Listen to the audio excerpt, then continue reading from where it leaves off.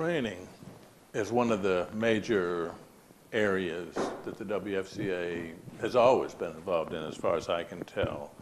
And I know that you've said that you've allocated a certain amount every year to installation, sales, technical, and administrative type training.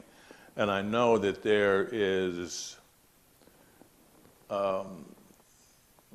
scholarship, I guess. Yeah. I'm not sure what the word is, but people who join the organization, in essence, get that money back if they spend it on training. Talk about the mechanics of that. Yeah, we call it the Trade Scholarship Program, and basically it was created by Chris Davis, my predecessor.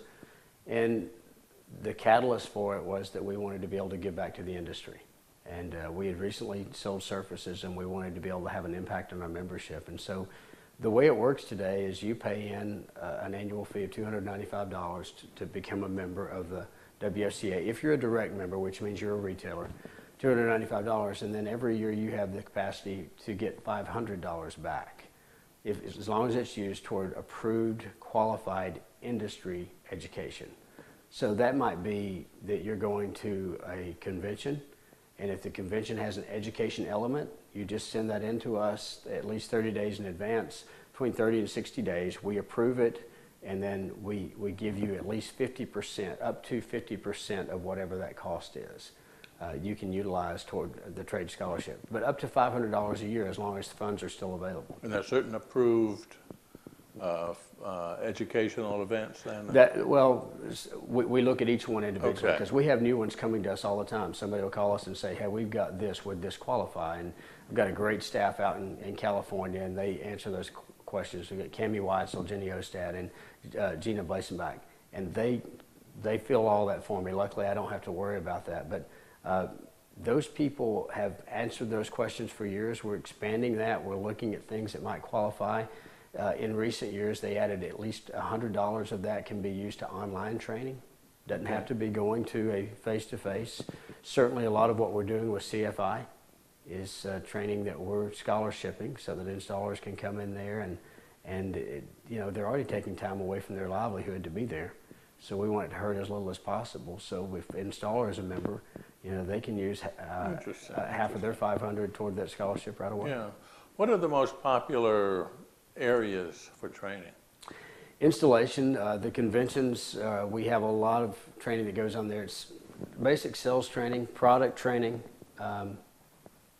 technology training. I mean, you name it. Everything you would think that would be necessary for running a business essentially and professionally, those things are covered, and they're offered by either one of the manufacturing programs, Shaw or Mohawk, one of the buying groups, or training that goes on in general at surfaces, et cetera. Mm-hmm. We had talked about installation a little bit earlier and the CFI, and I know that the WFCA has been working with the CFI for a number of years. What's happening in that regard? It's going great. I mean, we've had 6 trainings so far. As I said, there's one going on in a couple of weeks in Pomona. Right now, what we've targeted is 6 events every 6 months. And we're trying to go to key marketplaces where there's a need for installation and train people and allow them to come in. Typically, if we go to a larger metropolitan area, people can drive in back and forth. There's not as much cost. Again, you've got the challenge now that so many of these installers are having to come on their own. They can't be sent by a retailer, because then it looks like the retailer owns them. And so the subcontractor issue comes in again. But we'll continue to do, if that's the best method to do it going forward, we'll continue with that method. In the past, we've just had a blanket scholarship for installers to go get trained. We didn't feel like there was a lot of accountability in that, and so we began to look at this program together with CFI. It's going good. The challenge is, there's a shortage of installers out there. So getting installers to give up a couple of days to come in and be certified on a particular product installation, that can be difficult. It would seem like this floor covering leadership council, you talked about areas coming together. Certainly the manufacturers and the retailers and everybody would seem, everybody is pulling on that end of the rope in terms of installation. It would seem to be a natural way to get it done better and faster. Yeah, and the great thing about it is it's not just what we're already doing and trying to get the other associations to come into that. We think there's a lot of people out there in the other associations that are doing installation right. And CFI is a very open company. I talked to them about this. Are you willing to learn from the others? Certainly. I mean, look at how they've morphed themselves over all these years to be more than just carpet and to include all these other product categories. The other area in terms of installation, and you've touched on it 2 or 3 times, is recruiting, bringing in apprentices. And as you mentioned, that for a while, because of the economy, that went in the opposite direction. And there really is or there aren't very many situations out there to produce new potential installers. There's not. And we had some great ideas. Probably have you come down to the next Floor Covering Leadership Council and sit in and listen to all these minds. Robert Varden was heading up the group on installation, and one of the ideas that came out that is so simple but makes so much sense. One of the reasons that young people don't get into installation is they don't realize it's a viable career. They don't know how much money you can make. They don't know that it offers you a little bit of flexibility of your schedule, that you're in control of your own destiny, that it often leads to other things within the flooring industry. Yeah. So why not create a short video that just tells that story? And that was one of the ideas I thought was brilliant, because it's not out there today. YouTube's accessible. Why not create a video that tells people, here, hey, you don't want to go to college, you don't feel like it's the right time for you to go to college right now, there are other things you can do, and one of them gives you some flexibility. Why not reach out to our veterans groups, which in WFA and Michael Martin already have great access to a couple of groups there. We're going to reach out to them and say, listen, we've got opportunities for you, and by the way, thank you for what you've done for us. Let us give back by helping you, and use this trade scholarship that the WFCA offers to get you trained and up to date in a new skill set that you can use going forward. It's a great idea, and I think there's quite a story to any of the trades, as opposed to going to school. I think there's quite a story, and there's no reason why the floor covering business can't get involved in that. Well, they need to have the option. And in having conversations with CFI, I know that they have worked in the past to get this set up at different trade schools. It's a challenge. Many of the states now require that you have a teacher certificate to teach at a trade school. Well, a lot of the installers that have great expertise in installation don't have a teacher certificate, and so that really limits us. So we're looking, how do we find ways around it? We don't see a lot of roadblocks, we see a lot of speed bumps. We see things that might slow us down, we just have to find a way to maneuver around them so it doesn't damage the bottom of the vehicle. Sounds like something in Union States to me that would... It might be. I really don't know where all that's coming from, but a lot of that conversation came up in this meeting. Interesting. Well, the Leadership Council is obviously charging ahead and looking at things, and that's going to be very good. I get excited talking about it. With the potential, I can sit and just brainstorm what is possible that I could not do by myself.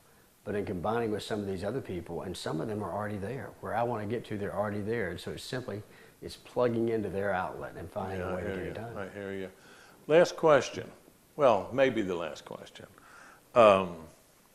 You talked about vision, and each year you sit down and discuss that. What do you see 5, 10, 15 years down the road for the WFCA? Lots of new things that you're doing, lots of moving parts. And of course, I guess to talk about that, you've got to talk about changes that are occurring in the industry, but it's, lots of changes. It could be a totally different type of organization in 10 years. It could be, and I think part of it links back to what we've already talked about. I think a lot of our change going forward won't be alone. I think you'll see us partnering with people that are getting it done, both inside the industry and outside the industry. We're not afraid to access people that don't speak floor covering, but speak success. And so we're going to tap into those people and find out how they can help our members succeed as well. We certainly want to grow membership. It's kind of like a preacher determines if they're successful by how many people listen to the sermon. It's really not that for us. It's because we want to have a greater impact. The more people we have, the greater impact we're having, and the greater our voice when we go to Capitol Hill. And we're sharing with them the pain points that are impacting our industry. So when we're looking at things like this Small Business Council that we've been asked to consider being a part of, we want to be able to go in there and say, okay, government, here's what you're doing that's really limiting the success of small businesses, that are hindering them. These regulations that are causing them to have to jump through hoops when they should be doing business. Let's remove some of that, and let's make the way kind of straight and comfortable for them to walk on.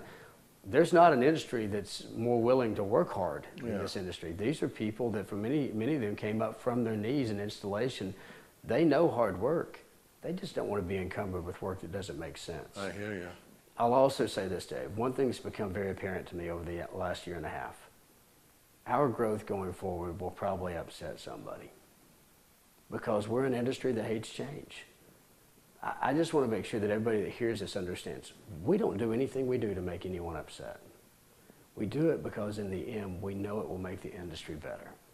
And we want everybody who's interested in making this industry better and simplifying their lives and making more money to be a part of who we are. We're committed to your success, and together we should be committed to the industry's success. Good place to leave it. All right. Thanks very much, Scott. Thank you, Dave. We've been talking with Scott Humphrey. He is the CEO of the World Floor Covering Association, the WFCA. This is Top Floor TV.